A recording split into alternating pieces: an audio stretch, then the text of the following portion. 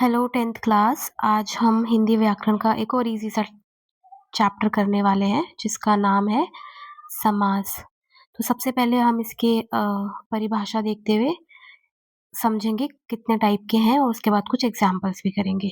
ठीक है, तो सबसे पहले देखते हैं समास कहते किसे हैं। और इसको आप याद कर लें क्योंकि अब परिभाषाएं भी पूछी जाती है एग्जाम में। तो अगर सिर्फ पहचानने के लिए दिया जाए तो अच्छी बात है, लेकिन इन केस अगर परिभाषा भी पूछ ली जाए तो आपको पता होना चाहिए। ठीक है, समास शब्द का अर्थ है संक्षिप्त करना यानी कि छोटा करना। दो या दो से अधिक शब्दों के मेल से नया सार्थक शब्द बनाने की प्रक्रिया को समास कहते हैं। दो या दो से अधिक शब्द के मिलने से बनते हैं। इस प्रकार बनने वाले शब्द समस्त पद कहलाते हैं, मतलब संपूर्ण पद कहलाते हैं। समस्त पद बनाते समय दोनों शब्दों के बीच की विभक्तियां अन्य शब्द या योजक चिन्ह, योजक यानी जो जोड़ते हैं, योजक चिन्हों का लोप हो जाता है यानी कि गायब हो जाते हैं वो। यानी बीच की जो विभक्ति होगी या कोई चिन्ह होगा वो सब गायब हो जाएंगे। कैसे? यहाँ पे देखो, देश का भक्त और समस्त पद क्या हुआ? देशभक्त। हम बोलते हैं ना मैं देशभक्त हूँ, यानी मैं देश का भक्त हूँ। अब हमने इसको छोटा कर दिया। मैं ऐसा बोलूं कि मैं देश का भक्त हूँ, थोड़ा लंबा हो जाएगा। इससे अच्छा मैं सिंपल बोल दूं मैं देशभक्त हूँ। ठीक है, तो हमने क्या करा? संक्षिप्त कर दिया, छोटा कर दिया। इसका जो बीच का का था उसको गायब कर दिया। ठीक है, अब इसमें देखो दो शब्द जुड़ रहे हैं। हमेशा समास दो या दो से अधिक शब्दों से मिलकर ही बनेगा, एक सिंगल शब्द उसमें हो ही नहीं सकता। ठीक है, हमेशा दो शब्द होंगे ही होंगे। यहाँ पे दो शब्द क्या है? एक तो देश है और एक भक्त है। ठीक है, तो देश क्या हो गया? पूर्व पद यानी कि पहला पद, और भक्त क्या हो गया? उत्तर पद, और बीच में इसका का जो है वो हमने गायब कर दिया जिससे बन गया देशभक्त। नेक्स्ट देखो, मैंने बोला मुझे सिर दर्द हो रहा है।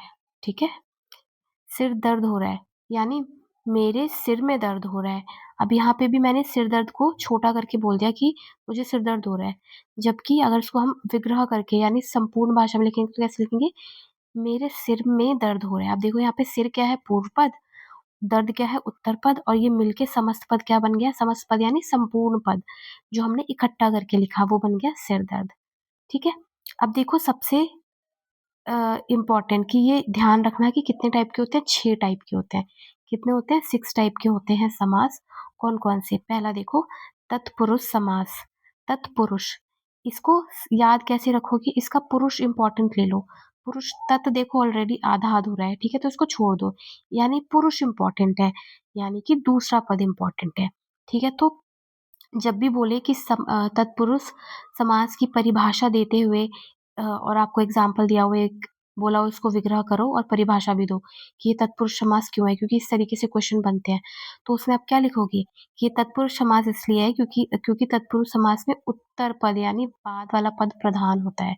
ठीक है, और देखो इसका उसकी परिभाषा, जिस समास में पहला पद दूसरे पद पर आश्रित हो और दोनों के बीच कोई कारक चिन्ह छुपा हो।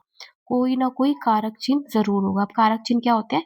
ये हमने पढ़ा है बचपन में। कर्ता ने कर्म को कर्ण से संप्रदान के लिए, अपदान से संबंध काके की, अधिकरण में पर। ठीक है, तो ये वाले कारक चिन्ह होते हैं। इसमें से बस हम ये वाला नहीं लेते, कर्ता ने, इसको हम नहीं लेते हैं।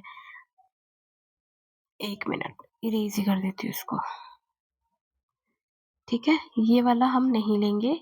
इसके अलावा हमें क्या लेना है? सिर्फ कर्म को कर्ण से संप्रदान के लिए, अपादान से संबंध काके की, अधिकरण में पर। मतलब कि ये वाले जो चिन्ह है को से, ये वाले चिन्ह, ये वाले चिन्ह अगर बीच में कहीं भी आ जाए तोड़ के लिखने पर, विग्रह करके लिखने पर, तब वो कौन से होंगे? वो होंगे तत्पुरुष समास। ठीक है, मैं इसको थोड़ा साफ साफ लिख देती हूँ यहाँ पे।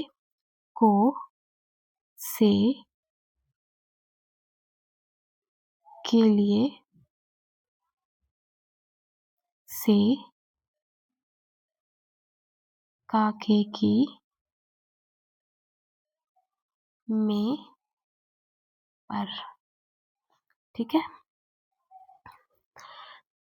जैसे एग्जाम्पल देखते हैं। पहला है राजपुत्र। पुत्र को अगर हम विग्रह करके लिखेंगे तो क्या लिखेंगे? राजा का पुत्र। अब देखो यहाँ पे का आ गया, यानी कि ये कारक चिन्ह, तो ये कौन सा हो गया? तत्पुरुष समास। कहीं कहीं पे स्पेसिफाई करके भी बताना होता है कि कौन सा कारक चिन्ह है। जैसे यहाँ पे क आया, क यानी संबंध तत्पुरुष है ये, ठीक है। लेकिन इतनी डिटेल में इतना डीप नहीं पूछा जाता है क्वेश्चन अभी, तो आप नॉर्मल इसको सिर्फ तत्पुरुष समास लिख सकते हैं, ठीक है। अब नेक्स्ट देखते हैं। नेक्स्ट है ग्रामवासी। ग्राम में वास करने वाला। अगर मैं बोलूँ मैं ग्रामवासी हूँ, यानी कि मैं ग्राम में वास करने वाली हूँ, गाँव में रहने वाली, ठीक है। तो यहाँ पे कारक चिन्ह क्या आया? में। अब में देखो कहाँ पर है? में है यहाँ पर, यानी कि ये होगा अधिकरण तत्पुरुष समास, ठीक है। सिंपली आप सिर्फ अगर ये आइडेंटिफाई कर पाए कि इसमें का आ रहा है, में आ रहा है, का आ रहा है, का आ रहा है, तो ये कौन सा हो जाएगा? ये तत्पुरुष समास है। आपके एग्जाम में सिर्फ इतना ही पूछा जाएगा, ठीक है। तो ये आपको ध्यान रखना है। अगेन थर्ड क्वेश्चन देखो, देवालय। देव का आलय, आलय मतलब होता है घर, यहाँ पे भी आ गया कारक चिन्ह का। पुस्तकालय, पुस्तकों का आलय यानी पुस्तकों के लिए घर, यहाँ पे भी आ गया कारक चिन्ह। तो अगर ये सारे कोई भी कारक चिन्ह आ रहा है बीच में विग्रह करने पर, तो वो कौन सा हो जाएगा? तत्पुरुष समास। अगला देखते हैं अव्ययी भाव समास। बहुत सिंपल सा है ये। अव्यय, अव्यय क्या होते हैं? वो शब्द जिन जिनकी हम जिनका हम लिंग, कारक या फिर किसी तरीके से उसको चेंज नहीं कर सकते, ठीक है। अव्यय वो शब्द होते हैं, जैसे कि अब इसकी परिभाषा देखो। प्रथम पद प्रधान, यानी जो पहला पद होगा इसका अव्यय, यानी कि पहला पद प्रधान होगा। पहला पद लिंग, वचन और विभक्ति से मुक्त होता है, मतलब लिंग के अनुसार, वचन के अनुसार या विभक्ति के अनुसार हम इसको बदल नहीं सकते। यानी मेल है तो उसका फीमेल नहीं कर सकते, वचन है तो एक वचन है तो उसका बहुवचन नहीं कर सकते, वो स्टैटिक ही रहेगा, वैसा का वैसे ही रहेगा, ठीक है। पहला पद उपसर्ग होता है, और उसकी एक पहचान ये भी है कि इसका पहला पद क्या होगा? उपसर्ग। उपसर्ग होता क्या है? अब देखो, एक होता है उपसर्ग, एक होता है प्रत्यय। अब इसमें भी बहुत कंफ्यूजन होता है कि क्या पहले आता है। ऐसे ध्यान रखना कि वर्णमाला में पहले उ आता है या पहले प आता है? पहले उ आता है, ठीक है। तो किसी शब्द के पहले जो लगते हैं वो होते हैं उपसर्ग, और किसी शब्द के बाद में जो लगते हैं वो होते हैं प्रत्यय, ठीक है। तो यहाँ पर अव्ययी भाव में किसी शब्द के पहले कोई ना कोई उपसर्ग लगा होगा, तो ये पहचान होती है। अब देखो प्रतिदिन, दिन के पहले प्रति लगा है। प्रति क्या है? प्रति अव्यय है। प्रति को मैं प्रतियां, प्रतियो ऐसा कुछ नहीं लिख सकती। प्रति यानी हर एक की बात हो रही है। प्रतिदिन, प्रति व्यक्ति, है ना। तो ऐसे जब हम शब्द लिखते हैं प्रति लगा के, तो ये हो गया उपसर्ग। इसका अर्थ क्या हुआ? हर दिन।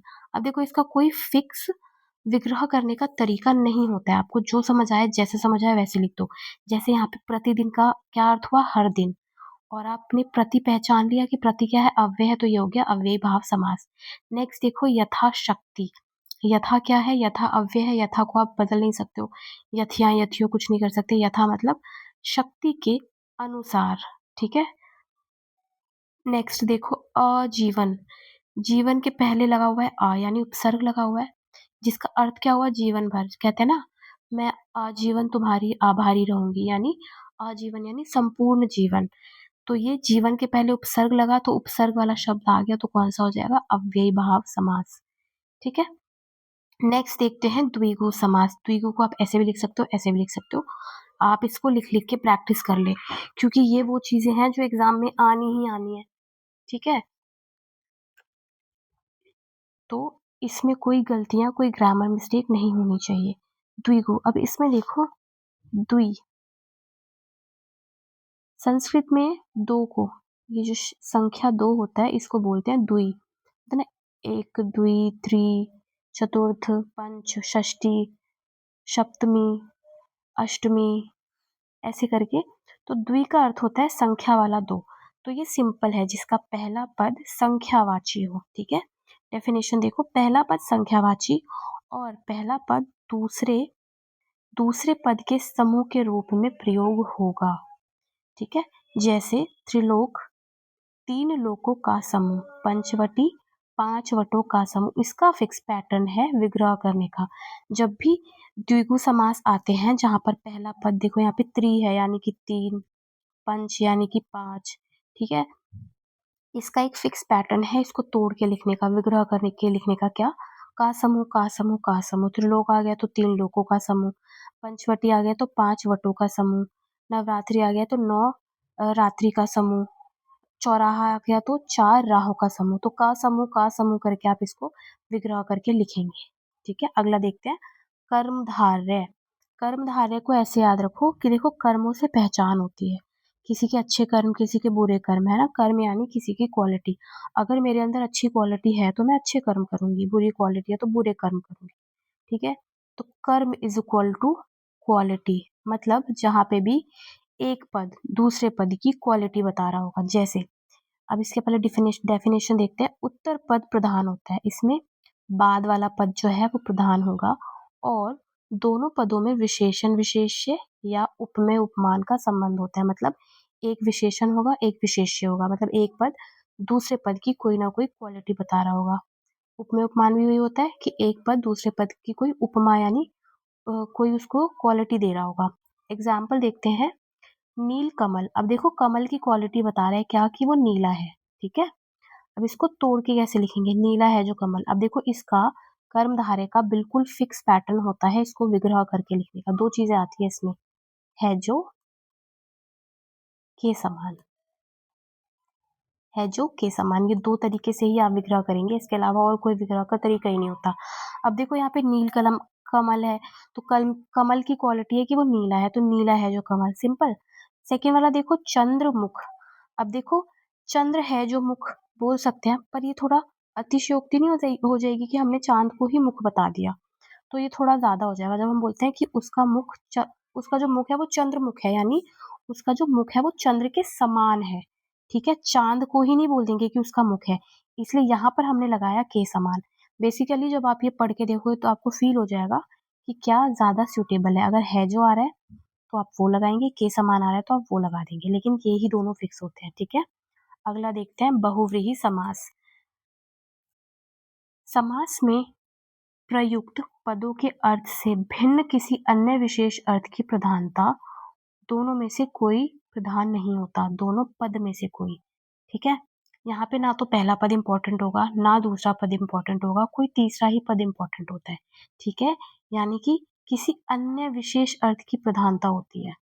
अब जैसे गिरिधर, गिरिधर में भी देखो दो पद है, एक तो गिरि एक तो धर। गिरि मतलब पहाड़, धर यानी धारण करना। लेकिन गिरिधर बोलते ही हमारे मन में किनका ख्याल आता है, कृष्ण जी का ख्याल आता है। क्यों? क्योंकि कृष्ण जी ने अपनी छोटी उंगली पे गोवर्धन पर्वत को उठाया था। ठीक है, तो जब ना तो पहला पद इंपॉर्टेंट है ना दूसरा पद इंपॉर्टेंट है, कोई तीसरा ही व्यक्ति इंपॉर्टेंट है। यहाँ कौन इंपॉर्टेंट है, कृष्ण। इसलिए ये कौन सा हो गया, बहुव्रीहि समास। और इसको आप जब भी विग्रह करके लिखेंगे तो इसी तरीके से लिखेंगे, गिरि को धारण करने वाले अर्थात, और भगवान का नाम जरूर मेंशन करेंगे। बहुव्रीहि समास में 99.9% भगवान जी के नाम आएंगे। ठीक है, ये ध्यान रखना। अगला देखो चक्रधर। अब देखो ना तो इसमें चक्र इंपॉर्टेंट है ना धर इंपॉर्टेंट है, यहाँ पे इंपॉर्टेंट कौन है, विष्णु। चक्रधर हम विष्णु को बोलते हैं, क्यों बोलते हैं, क्योंकि उन्होंने चक्र धारण किया हुआ है। अब देखो चक्र को धारण करने वाले अर्थात कौन, विष्णु। तो यहाँ पे तीसरा पद इंपॉर्टेंट हो गया विष्णु, तो ये कौन सा हो जाएगा, ये हो जाएगा बहुव्रीहि समास। अगला है द्वंद्व समास, सबसे इजी। द्वंद्व, आप इसको ऐसे भी लिख सकते हो ऐसे भी लिख सकते हो, लिख लिख के एक बार प्रैक्टिस कर लो ताकि आप इन गलतियों से बच सको। ठीक है, क्योंकि ये चीजें तो फिक्स है जो आपको लिखना ही पड़ेगा अपने 10th के एग्जाम में। ठीक है, तो इसको बार बार लिख के प्रैक्टिस कर लो ताकि इसमें कोई गलती ना हो। द्वंद्व, द्वंद्व का मतलब होता है, देखो द्वंद्व का जो मेन अर्थ होता है वो होता है लड़ाई। ठीक है, अब इसमें ऐसा समझो कि दोनों पद में आपस में लड़ाई हो रही है कि कौन ज्यादा इम्पोर्टेंट है, क्योंकि होते यहाँ पर दोनों ही इम्पोर्टेंट है। ठीक है, दोनों पद प्रधान होते हैं पदों का विग्रह करने पर, और या अथवा या इस वाले चिन्ह का चिन्ह आता है, मतलब। ठीक है, अब पहला देखो सुख दुख, बीच में डैश लगा हुआ है, तो इसको विग्रह करके कैसे लिखेंगे, सुख और दुख। राम डैश लक्ष्मण, राम और लक्ष्मण। अब देखो दो है, जैसे सुख इम्पोर्टेंट है दुख भी उतना ही इम्पोर्टेंट है। ठीक है, अगर हमारे जीवन में दुख नहीं होगा तो हमें पता ही नहीं होगा कि सुख की अनुभूति कैसी होती है। ठीक है, राम और लक्ष्मण, क्या आप बता सकते हो राम जरूरी है या लक्ष्मण, दोनों ही जरूरी है। ठीक है, अब देखो ये तो एकदम साफ साफ लिखा हुआ है और बीच में डैश है तो आप आराम से पहचान लोगे। अब यहाँ पर डैश नहीं है, लेकिन यहाँ पर भी दो लोग हैं।